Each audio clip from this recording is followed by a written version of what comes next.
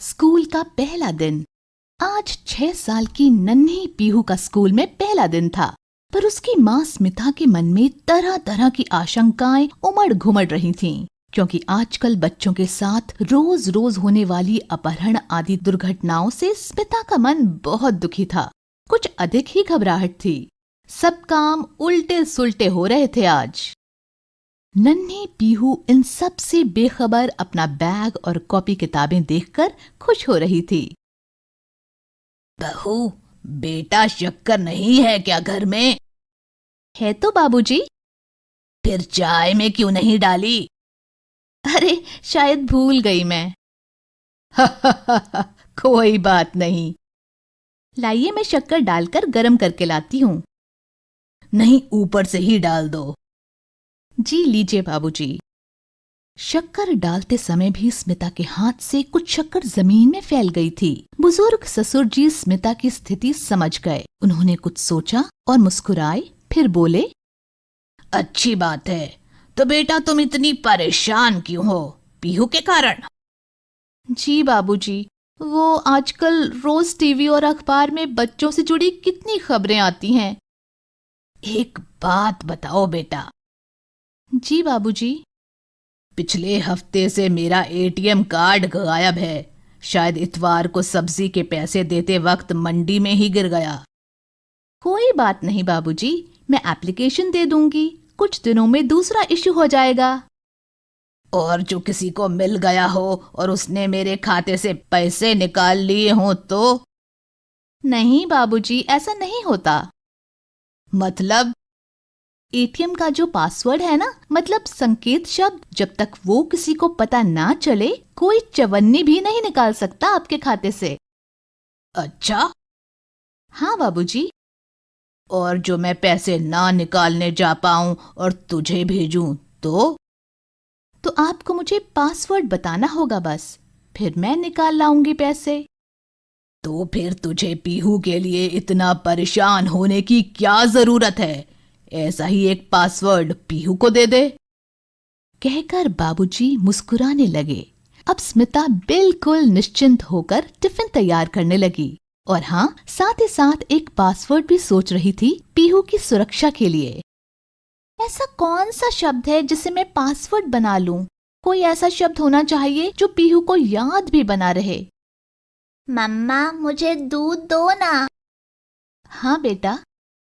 स्मिता दूध में कुछ रेशे केसर के डालकर पीहू को दूध देती है और वापस रसोई के काम में लग जाती है। तभी पीहू दूध का गिलास रखते हुए बोली, I am a saffron girl। ये क्या बोल रही है पीहू? मम्मा, वो टीवी में बोलते हैं ना, I am a Complan girl. वही, मैंने सैफरन वाला दूध पिया तो मैं सैफरन गर्ल। अरे क्यों ना पासवर्ड सैफरन ही रख दिया जाए। हाँ, यही ठीक रहेगा। फिर वो पीहू को अपने पास बुलाती है और प्यार से गोद में बिठाकर कहती है, सुनो पीहू, अगर कभी बहुत इमरजेंसी हुई और स्कूल से मेरे पापा या दादाजी के अलावा कोई और तुम्हें लेने आए तो तुम क्या करोगी? कुछ नहीं मम्मा, घर आ जाऊंगी। नहीं पीहू, आज मैं तुम्हें एक शब्द बताती हूँ, सैफरन, ठीक? तो मम्मा?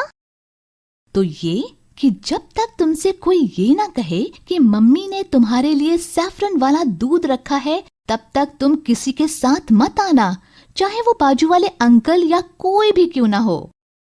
ओके मम्मा। पीहू को स्कूल तो भेज दिया, पासवर्ड भी बता दिया, पर अब भी स्मिता पूरी तरह से संतुष्ट नहीं थी। वे चाहती थी कि एक बार ये सुनिश्चित हो जाए कि पीहू समझ गई है बात को। कुछ दिनों बाद, अरे आज तो घर पर कोई नहीं है, लगता है पीहू को लेने मुझे ही जाना होगा। तभी उसे मिस्टर शर्मा दिखे, जिनका बेटा रोहन भी उसी स्कूल में पढ़ता था जिसमें पीहू पढ़ती है। भाई साहब, क्या आज आप रोहन के साथ पीहू को भी ले आएंगे, क्योंकि बाबूजी और पीहू के पापा घर पर नहीं हैं। हाँ हाँ भाभी जी, क्यों नहीं। थोड़ी देर बाद मिस्टर शर्मा अपने बेटे को लेकर आ गए, पर पीहू को नहीं लाए। क्या हुआ भाई साहब, पीहू को नहीं लाए? मैंने तो बहुत कहा भाभी जी, पर वो पता नहीं क्या कुछ पासवर्ड पासवर्ड बोल रही थी। मैंने बहुत कहा पर वो आई ही नहीं। अच्छा, चलता हूँ। हे भगवान, वो अकेली बैठी होगी बेचारी। तभी बाबूजी आ गए। क्या हुआ बहू, कौन अकेली बैठी होगी? बाबूजी, पीहू। मैंने शर्मा भाई साहब को बोला कि रोहन के साथ पीहू को भी ले आए, पर क्या बहू? पर पासवर्ड बताना भूल गई। और वो बिना पासवर्ड बताए आई नहीं, है ना? जी बाबूजी। तब तो तुम्हारी मेहनत सफल हुई। चिंता मत करो, मैं अभी जाकर ले आता हूँ। बाबूजी थोड़ी ही देर में पीहू को ले आते हैं। आते ही स्मिता पीहू को गोद में उठाकर सीने से लगा लेती है। मेरी प्यारी समझदार बेटी।